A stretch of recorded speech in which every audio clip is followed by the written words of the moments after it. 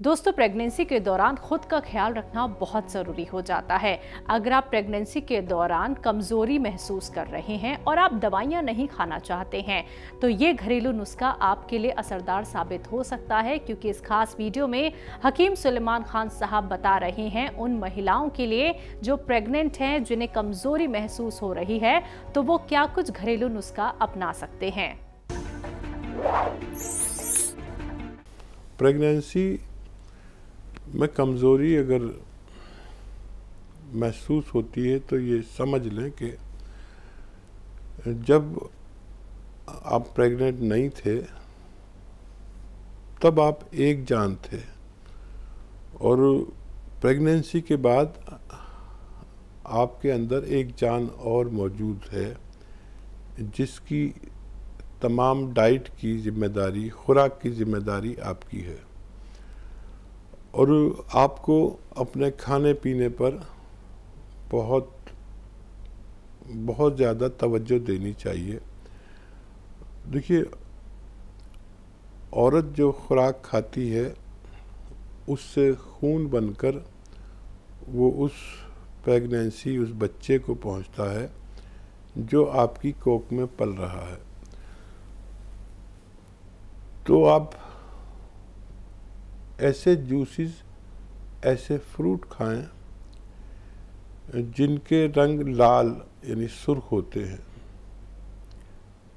जैसे सेब का जूस पिएं, सेब का जूस पिएं और उसमें 1 ग्राम या आधा ग्राम सफ़ेद गोंद मोरिंगा मिलाकर पिएं। टमाटर का जूस पिएं, उसमें भी आप आधा या 1 ग्राम गोंद मोरिंगा सफ़ेद इस्तेमाल कर सकते हैं। या आप ऐसी चीज़ें से परहेज भी करें जो बच्चे को नुकसान पहुंचाती हैं, जैसे पपीता न खाएं और हल्दी ज़्यादा इस्तेमाल ना करें प्रेगनेंसी के दौरान, और लाल लाल किस्म के फ्रूट या तो खाएं या उसका जूस पिए तो आपको फ़ायदा मुमकिन है।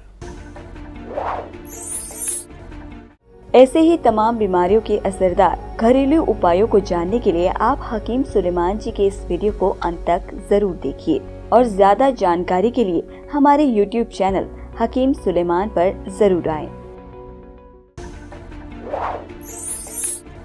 वीरेंद्र जी के कुछ सवाल हमारे कल रह गए थे, वो पूरा कर लेते हैं। उनका प्रश्न था कि अश्वगंधा और नागौरी क्या एक ही चीज़ है? हाँ, देखिए, अश्वगंधा और अजगंधा नागौरी के बारे में उन्होंने पूछा था, तो ये दरअसल एक ही चीज़ है। नागौरी का मतलब है नागौर के इलाके में पैदा होने वाला। तो जो नागौर के इलाके में पैदा होता है उसे ज़्यादा बेहतर माना जाता है। जी। और दूसरा सवाल उनका कि टखनों में सूजन है एक शख्स के। हाँ, देखिए, सूजन टखनों में हो, जोड़ों में हो, पैरों में हो, कहीं भी हो, तो अलसी का पाउडर बना लें, हल्का सा भूनकर। आधा चम्मच अलसी और आधा ग्राम गोंदसिया दिन में एक बार या 2 बार, दिन में 1 बार या 2 बार खाने के बाद पानी से लेना बेहतर है। जी। ज़ीरा कितने प्रकार के होते हैं हकीम साहब? अगर इनका प्रकार भी होता है तो कौन सा ज़ीरा बेहतर होता है और किस ज़ीरे का सिरका सबसे फ़ायदेमंद होता है? ज़ीरा जो है वो तो 2 तरह के होते हैं। एक तो आता है काली ज़ीरी, जो हमारे व्यंजन बनाने के काम नहीं आता, वो कड़वा होता है जायके में, और इस ज़ीरे से बड़ा होता है और कुछ काला काला सा भी होता है। तो वो डायबिटिक लोग इस्तेमाल करते हैं, काला ज़ीरा या काली ज़ीरी भी कहते हैं इसे, और वो डायबिटीज़ के नुस्खों में इस्तेमाल होता है। और ये ज़ीरा एक ही होता है। इलाके के हिसाब से ये थोड़ा, कहीं कलर हल्का, कहीं थोड़ा गाढ़ा कलर, लेकिन वो जीरे का कलर एक ही होता है और जीरा सफ़ेद कहते हैं इसे। इसका इस्तेमाल हमारे खानों में होता है। जी, गुड़ कौन सा अच्छा है? और देखिए, गुड़ अगर ओरिजिनल मिल जाए तो वो बहुत अच्छा है।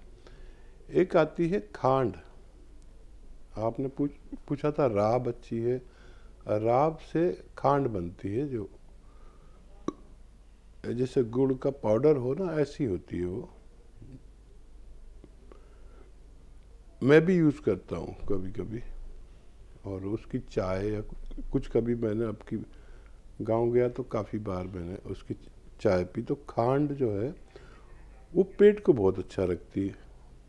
अगर वो एक चम्मच खा ली जाए तो हमारा पेट बड़ा दुरुस्त रहता है, खुल के मोशन होता है, एसिडिटी वगैरह पास होती है। पेट के निज़ाम अच्छा करने में अक्सर लोग इसे इस्तेमाल करते हैं। जी, आखिरी सवाल था कि इन्होंने एक नासूर रोग के बारे में पूछा था जिसमें कपड़े जो हैं पहन नहीं पाते हैं। जी हाँ, उसका वैसे मैंने इन सब सवालों के जवाब सुबह के कार्यक्रम में दिए। ये हमारे साथ जुड़े थे और ये फिर जवाब, क्योंकि मैंने सारे दे दिए हैं और हो सकता है कोई सवाल रह गया हो, तो उसके लिए नमक जैतून आप इस्तेमाल करें रोज़ाना, एक बार या 2 बार पानी में मिलाकर, तब आपको फ़ायदा होना मुमकिन। दिल्ली से है ऋतु जी, स्वागत है आपका। सर, एक तो मुझे अपनी बेटी के बारे में पूछना है। जी, उनकी उम्र 26 साल है सर। उसको ना 3-4 साल पहले ना वो लंग्स में पानी भर गया था, तो डॉक्टरों ने उसको टीबी बता दिया। तो उसका 6 महीने इलाज किया। उसके बाद से सर उसे ना 2.5 महीने में 3 महीने में उसकी ना तबीयत खराब हो जाती है, जुकाम उखाम सा होगा और 3-4 दिन खाना वाना नहीं खाती है। उसके बारे में पूछना। और दूसरा सवाल मेरा ये है, मेरे भाई भाभी हैं, उनको बीपी हाई रहता है और कोलेस्ट्रॉल बढ़ा हुआ है, और भाई को एसिड भी ज्यादा बनता है। रात को सोता है तो एकदम उठता है, घबराहट सी होने लगती है। यही पूछना। ठीक, देखिए, भाई और भाभी को खाने का सोडा 1 चुटकी 2 गिलास पानी में मिलाकर दिन में 1 बार या 2 बार, खाने से पहले दें या बाद में दें, इससे फ़र्क नहीं पड़ता। और 2 बार दिया करें। हाई बीपी, हाई कोलेस्ट्रॉल, चर्बी ज़्यादा खून में, और हार्ट ब्लॉकेज और एसिडिटी, गैस, कब्ज़ और बवासीर, इन्फेक्शन, इन सब में इसे दिया जा सकता है। लीवर की कोई परेशानी हो तो उसमें भी दिया जा सकता है, किडनी की कोई परेशानी हो तो उसमें भी दिया जा सकता है। ये नुस्खा लिख के रखें, और ये बहुत कारआमद नुस्खा है। और बच्ची के बारे में याद रखें कि ठंडी चीज़ें, खट्टी चीज़ें फेफड़े के, लंग्स के मरीज़ को नुकसान देती हैं, तो उनसे उन्हें बचाएं। और ये सपिस्तान, उन्नाब, अलसी 100 ग्राम लेकर, आपको ने लिखा होगा ये, अब हमारे साथ जुड़ी हुई हैं तो ये नुस्खा लिखा होगा। 100 ग्राम सपिस्तान, 100 ग्राम उन्नाब, 100 ग्राम अलसी, इनको इसमें 30 ग्राम पीपले मिलाएं, पीपला मूल पाउडर बना के बच्ची को रोज़ कम से कम 1 खुराक ज़रूर दिया करें। सुबह खाली पेट अगर गर्म पानी या चाय के साथ देंगे तो बहुत अच्छी है, आपकी बच्ची हमेशा अच्छी रह सकती है। जी, चित्तौड़ से हैं शहनाज खान, स्वागत है आपका मैम। हाँ जी, अस्सलाम वालेकुम। वालेकुम अस्सलाम मैम। हाँ जी, मैं बहुत आपकी ये दवा ले रही हूँ हकीम साहब की, वो बहुत कुछ फर्क है। लेकिन मेरे पड़ोस में जो एक लड़की है वो 13 साल की है, और उसको है ना बुखार आया था। उसके बाद वो चक्कर आके गिर गई थी। फिर वहाँ पे उदयपुर में जांच कराई तो उसको कुछ ऐसे प्रॉब्लम के 6 महीने आपकी गोली चलेगी। तो वो तो चालू ही है, लेकिन फिर भी हकीम साहब से बात करना थी कि इसको कोई ऐसी दवा दें ताकि इसके इमरजेंसी खत्म हो जाए और ये देने में उसको फर्क लगे। तो और मैंने बहुत सारी दवाएं भी मंगा रखी हैं, और जो हमारे पड़ोसी हैं या हमारे रिश्तेदार हैं जो जो भी कहते हैं तो मैं उनको वो दवा मंगा के देती हूँ, और इंशाल्लाह बहुत कुछ फर्क होता है उनको।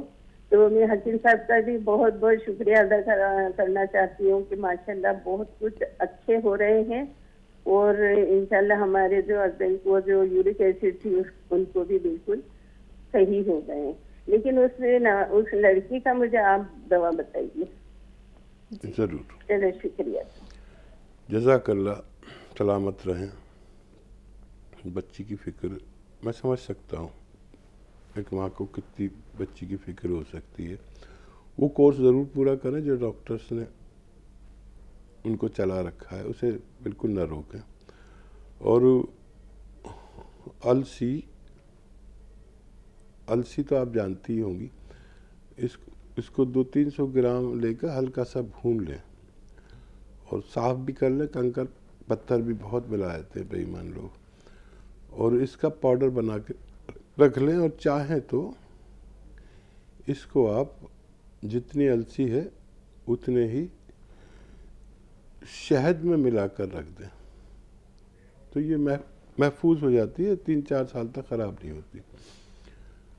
इसका 1 चम्मच इस बच्ची को रोज़ खिलाना है, या चाहे सफ़ूफ खिलाएं चाहे माजून बना लें शहद डालकर, और नमक ज़ैतून के पानी से खिलाना है। नमक ज़ैतून का पानी 1 चुटकी पानी मिलाकर इससे खिलाया करें। बच्ची को बहुत फ़ायदा मुमकिन है। जी। नेक्स्ट कॉलर हैं दिल्ली से दयावती जी, स्वागत है आपका। नमस्कार मैम। नमस्कार मैम। नमस्कार भाई साहब। स्वागत हमारी बहन का।